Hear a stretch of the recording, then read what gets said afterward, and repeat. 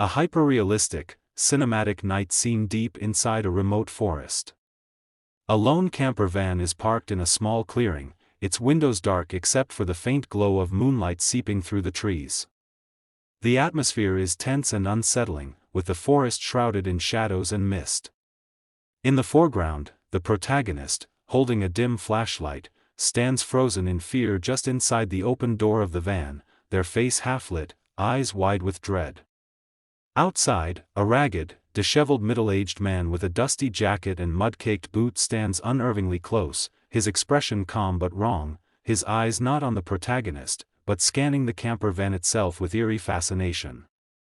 In the background, partially hidden between the pine trees, the same man's silhouette can be faintly seen again, watching from the darkness, creating the chilling sense that he is in two places at once. The scene must feel realistic, tense, and heavy with suspense, capturing the terrifying realization of being truly isolated, stalked, and not alone. A hyper-realistic, cinematic dawn scene inside a misty forest clearing, the light of the rising sun barely piercing through the pines. The camera is focused on the camper van, its metallic surface faintly reflecting pale morning light. On the ground around it, dozens of fresh muddy footprints circle the vehicle erratically, proof that someone walked around it all night. The perspective shows the protagonist standing just outside the van, pale, exhausted, clutching a phone with no signal glowing on the screen, eyes wide in disbelief. In the distance between the trees, the forest feels too silent, no birds, no wind. The shot emphasizes emptiness where there should have been a camp, no fire pit, no tent, no signs of life. The unsettling absence suggests the strange man was never really camping there at all. The atmosphere must feel oppressive, heavy with paranoia, and realistic enough that the viewer senses the terror of isolation and the dread of being watched by someone, or something, that should not exist in that place. A hyper-realistic nighttime scene inside a decaying, abandoned research center hidden deep in the forest. The cracked concrete walls are damp and covered in moss, faint moonlight slipping through shattered windows and casting eerie patterns on the floor. In the foreground, a heavy wooden table is braced against the doorway, the only barrier between safety and intrusion. A dim flashlight lies on the floor, its beam trembling against rusted metal shelves. The atmosphere is thick with silence, too silent, no wind, no animals, only dread. From the darkness just outside the doorway, the faint shadow of a thin stick can be seen probing under the gap, testing the barricade. Nearby on the wall, strung up by a branch, hangs a black plastic-like bag swaying unnaturally, inside of it a collection of old, faded photographs. One photo clearly shows the protagonist earlier that very day, walking through the forest in the same clothes, proof that someone had been watching. The protagonist, pale and shaking, clutches a backpack with one hand and a flashlight with the other, frozen in disbelief. Outside, in the distance through a broken window, barely visible against the tree lean, a lone human silhouette stands perfectly still, watching without moving.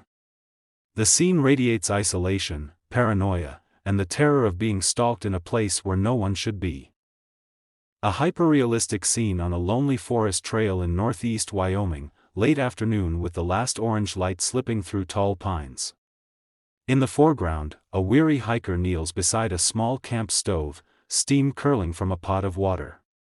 Their face is tense, eyes darting sideways in dread. Just a few steps away, a man stands unnervingly close, dressed in a dark green jacket and a pulled-down cap that casts his face in shadow.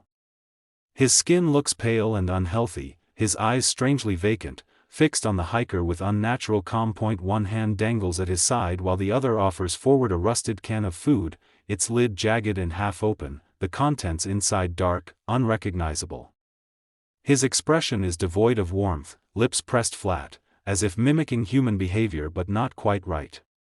The tension is palpable, the forced friendliness masking something predatory. Behind them, the endless wall of pines feels oppressive, trapping them in a claustrophobic silence. No birds, no wind, just the faint metallic clink of the can in his hand and the crunch of leaves under his boots.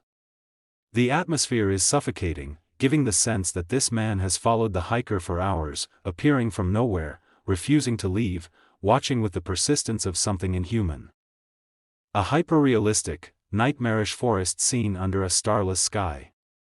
A small, solitary tent sits hidden among dense trees, its thin fabric glowing faintly from a dim lantern inside. The forest around it is pitch black, heavy with silence, the air cold and suffocating.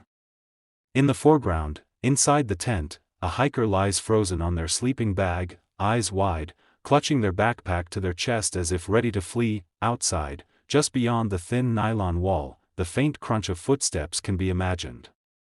Shadows move across the tent fabric, slow, deliberate, circling.